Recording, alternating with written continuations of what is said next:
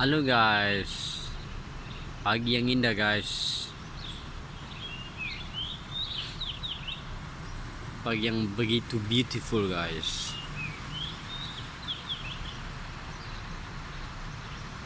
Disusuli dengan tiupan-tiupan burung guys.